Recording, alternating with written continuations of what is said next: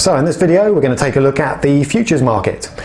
Basically the derivatives market, as it's called, is made up of these things: futures, options and covered warrants, which I do in another video, and swaps, which I've also done in another video. Once you've got the hang of those three groups of products, you basically have all the planks required to understand derivatives. So what are futures? Talked about in the context of commodities, indices, shares and bonds. So let's start with the basic principles using a commodities-based example. And I'm going to use this example to illustrate all the key features. Bear with me if I use a little bit of artistic license in terms of the way the example works. Okay, so let's set up an example of somebody who would use, first of all, something called a forward contract, because a future is just an exchange-traded forward contract. And forward contracts are very straightforward to understand. Most producers, most manufacturers have a use for something in the forward market, and the reason is they worry about price, and this is a way basically to take out price risk. Okay, so let's see how that would work. So imagine I've got, let's say, a couple of sort of slightly undernourished looking chaps here. One is a producer and the other is a manufacturer.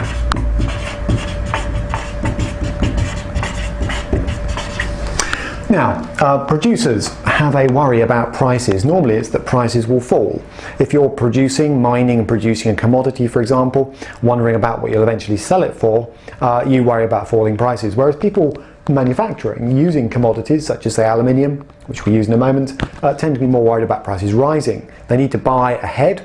If you're Audi, for example, making cars out of the stuff, you need to be buying ahead for production in 6 months or a year's time, and your worry is what happens if the price spikes in the meantime? Do I just chance it and wait 6 months and see what I end up paying, or should I do something about it?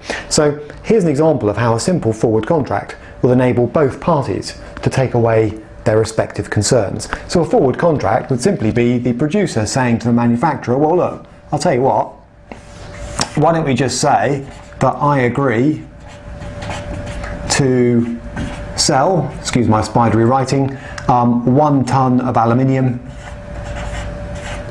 I'll just call it AL, 1 ton of aluminium when you need it in 3 months' time, and we'll fix a price of, say, $2,500 per ton. Alright, so that's a bit spidery, but it says I agree to sell 1 ton of aluminium AL in 3 months at $2,500. And the manufacturer thinks, great, that locks in my buying price. The producer's thinking, great, that locks in my selling price. Contract's done. 2 people involved, one as a buyer, one as a seller. Okay, and basically someone's going to win, someone's going to lose, in the sense that in 3 months' time the market price of aluminium might be less than $2,500. Who knows? At the London Metals Exchange, for example. If it's less, then the buyer's going to wish they hadn't signed this contract. If it's more, then the seller's going to wish they hadn't signed the contract, but that's life. At least with this contract in place, both of them know how much the aluminium's going to be priced at when they come here to deliver and take delivery of it in 3 months' time. So at the end of 3 months, all that happens very simply is this. In order for the contract to be honoured, as you'd expect, the producer sends 1 ton of aluminium.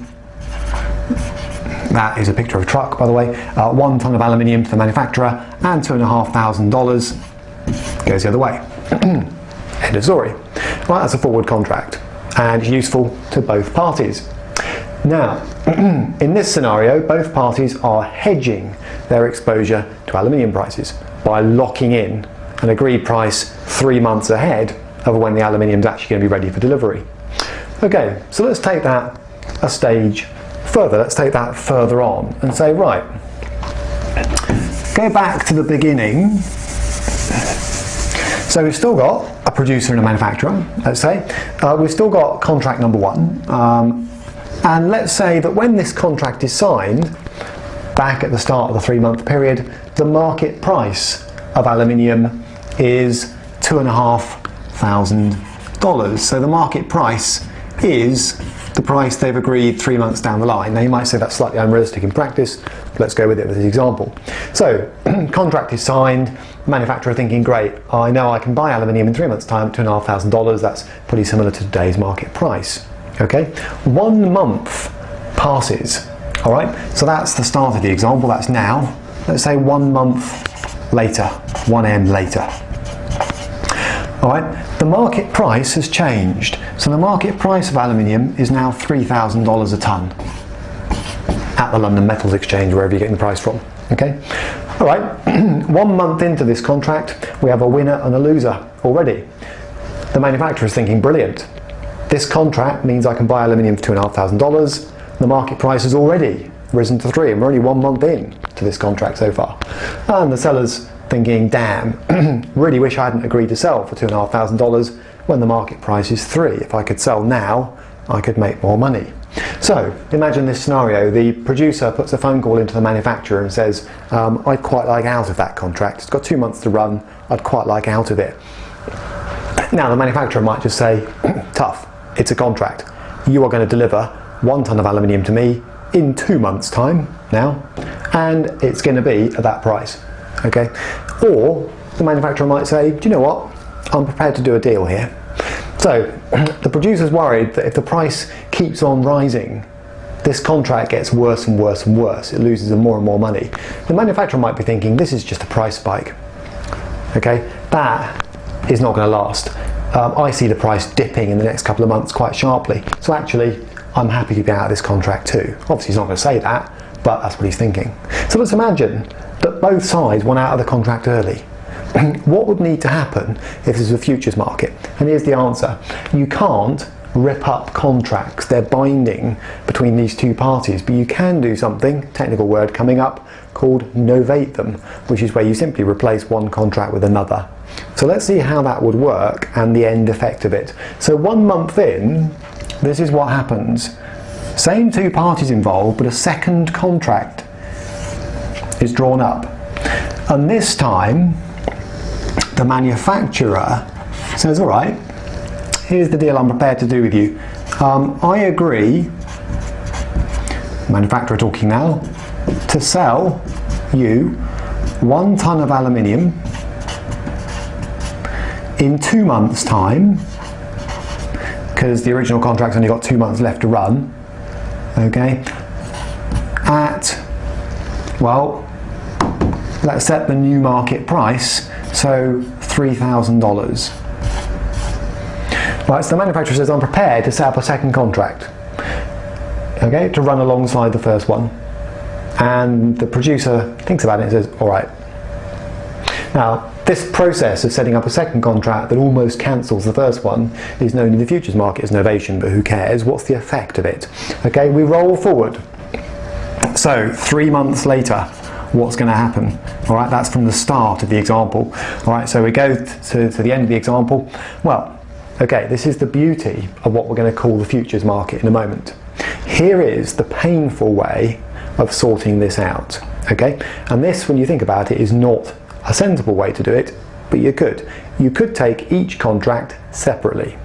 So, contract number 1 requires the producer to sell a tonne of aluminium to the manufacturer at a price of $2,500. Let's leave that one to one side. So the producer thinks, right, okay, I've either got to have a tonne of aluminium on site ready to go, or worse, I've got to go and find a tonne of aluminium so that I can deliver it to the manufacturer. So let's take the second scenario where the producer thinks, oh damn, yeah, I've got a contract, right, I better find a tonne of aluminium so I can sell it and honour this contract, otherwise I get sued. So the producer goes into the open market, and let's say the market price hasn't changed in the last couple of months and is still $3,000. So the producer goes, finds a tonne of aluminium, $3,000, delivers it under this contract for $2,500, okay, and that honours contract number 1. So effectively there's now a tonne of aluminium sitting over here, and the producer is already $500 down, having paid $3,000 to get the tonne of aluminium, and then $2,500 only come in from delivering it. But now the second contract kicks in, so the manufacturer turns the same tonne of aluminium straight round and delivers it back to the producer for $3,000, honouring that contract, and the producer thinks, well, I don't want a ton of aluminium, and sells it for $3,000, the market price. Okay? Now that is one way of sorting out these two contracts, but frankly, why would you bother? Could you not just put them both in the bin to start with, all right, and have the producer pay $500 to the manufacturer? All right, if neither party was actually interested in physical delivery of aluminium, they could use these two contracts as a way of hedging price changes in aluminium. All right, and all that would happen is the producer, having locked in to sell at $2,500 and buy back at $3,000, has effectively lost $500 when these contracts expire, and the manufacturer has made $500. All right, now you might say, well, actually, these two parties might have an interest in selling and buying aluminium, so it's unrealistic. But I could change these into Trader 1 and Trader 2. Okay, they could set up the first contract, no intention of ever delivering aluminium, then set up the second contract when the price changes, still no intention of delivering or receiving aluminium, put both contracts in the bin, Trader 1 pays Trader 2 $500, job done. That would be called gambling on the price of aluminium. And that's the basis of futures markets. Contracts which can be in theory bought and sold by anybody in the market, don't have to be manufacturers and producers, allow, through this process of novation I described, basically anybody in theory to gamble on the price of something like a commodity. In this case, $500 won by Trader B, lost by Trader A. Okay, now just to illustrate, to finish off this little video, just to illustrate, if that works, because now this is a bit of a mess, if that works for 2 people in a market, could it work for 3? And here's the beauty of futures markets, is that when you set up a contract, you don't have to cancel it with the same person. And if that sounds a bit weird, bear with me on this one. All right, because what I'm going to do is just introduce 3 players into my market. Let's see how that would work. Now, a bit of artistic license here. Rather than having to write down buy, I'm going to just use L for long. Okay, L for long and S for short or selling, and that will just simplify the amount of stuff I have to write on the screen. But imagine you've got 3 players in a market, A, B and C, just to illustrate how a futures market could take those principles one step further. All right, and let's write in a price for an asset traded on the open market of, let's say, so let's have a market price on day 1 of something nice and simple, just $10. Doesn't really matter what the asset is, could be a commodity for argument's sake. Okay, here's what happens. These are now 3 traders in a futures market. None of them want to take delivery of the asset. Okay, so here's how it could work. A thinks, I want to bet on the price of this asset rising, so what I'm going to do is set up a contract to buy it, called a long position, at $10. Now it takes 2 people to make a contract, so B thinks the price of this commodity is going to fall and is quite happy to take the other side of that contract with player A. So this is what I mean by not writing out the full contracts again. Essentially, L in summary says, I agree to buy the asset in 3 months' time for $10. I've summarised that as long $10. B has agreed to sell the asset in 3 months' time for $10. So like my aluminium example, just with shortened jargon. Okay. Now, day 2. Remember, these are speculators now, rather than producers and sellers. Day 2, the price in the open market for the asset is $12. Okay, A is thinking, great, this is looking good. I've basically agreed to buy the asset for $10 and the market price is already $12. So if I pick up the phone and demand the asset for $10, I'm already in theory $2 up. All right. B is thinking, I've agreed to sell for 10. Already the price is 12. Damn, bit like my aluminium producer in the last example. Okay, so let's see what happens next. A thinks, do you know what? This is a futures market, I'd like to take out my $2 profit. I don't want to wait. I'd like to take out my $2 profit now. The way that works is A, sells a contract at the new price of $12. Now, B might be thinking, I don't want to play. I don't want to close my position, okay, and realise a loss. So I'm not interested.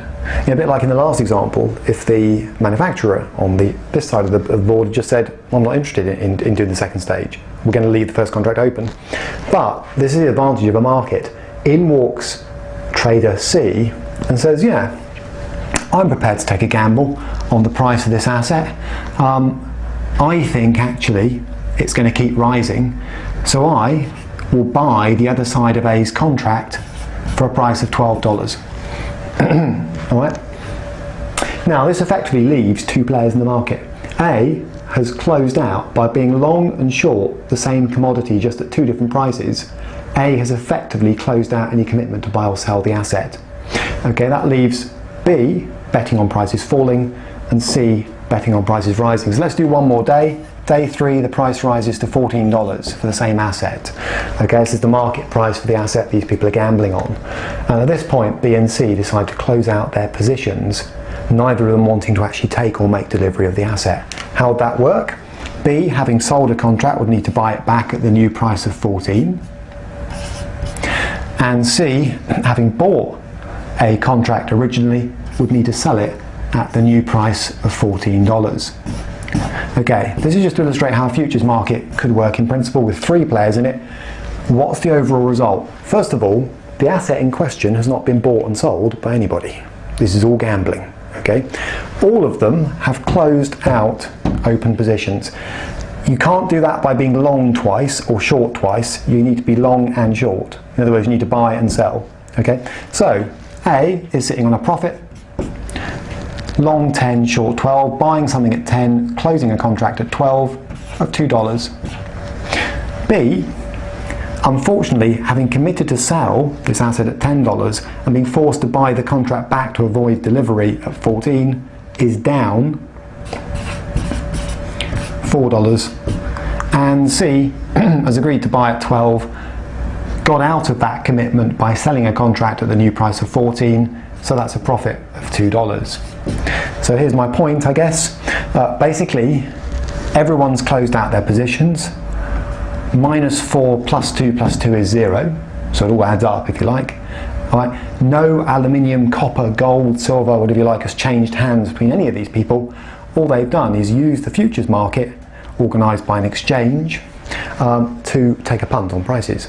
And there's been 2 winners and 1 loser. One big loser, as it happens, and that's how markets work. All right. If it works for 3 people, it will work for 2,000, provided there is always somebody in the market prepared to take the opposite view to you, and normally in markets, that's the case. All right. So to recap, futures are based on forwards. Forwards are commonly used by producers and manufacturers in the real world to fix the price at which they take delivery or make delivery of an asset. Okay. Those principles can be taken on a step further and converted into tradable futures contracts. The advantage of futures contracts being you don't have to move any assets around, whatever those assets might be, in order to speculate on the price of them changing. All right? And that introduces the idea that as many people as you like can be involved in a futures market, and that also introduces the idea that the volume and value of contracts traded on something like, say, copper can far exceed the amount of copper that's physically on the planet. Because if this works for 3 people with no copper or aluminium or gold moving around the market, then presumably it could work for 10 million people doing the same thing. Okay? And finally, a word of caution. Were you, as a professional trader, to leave a futures contract open by mistake, has been known to happen in the early American Midwest, the early days of futures trading. There was one muppet at a bank who left open a commitment to buy 20,000 head of cattle. All right, the day arrived, he hadn't entered into the opposite contract that would have closed out the position, so he got a phone call from what's called a clearinghouse saying, where would you like your 20,000 head of cattle? Okay, now clearly you can't drive them up Wall Street, if that makes sense. And by the way, you don't just buy the head, you get the whole beast. All right, so that particular bank had to write a big check so that they could find somewhere a ranch and cattle hand to put 20,000 head of cattle delivered under a futures contract they'd forgotten to close out. All right, so what I'm saying is, on a futures market, just like the forwards example I gave you, you can, if you want to, enter into contracts where you physically end up buying or selling a commodity, but it's perfectly possible to use them for purely speculative purposes as well.